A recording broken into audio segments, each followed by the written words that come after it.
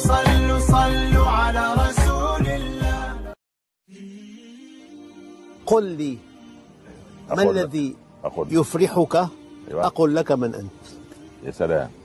المؤمن أيوة. يفرح بطاعة الله، يفرح بالتزامه منهج الله، يفرح بعمله للآخرة، ده على مستوى، يفرح باستقامته، تمام، يفرح بأسرته المؤمنة، الله، يفرح بمن حوله من المؤمنين.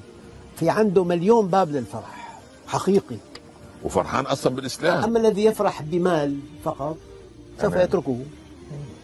سبحان الله، ما سمح الله للدنيا أن تمد الإنسان بسعادة متزايدة ولا مستمرة بل متناقصة. نعم. ولحكمة بالغة محبة بنا. نعم. الدنيا لا تملأ نفوسنا، لأن الإنسان لا نهائي، لأنه اختار الله في عالم الأزل. صلوا صلوا صلوا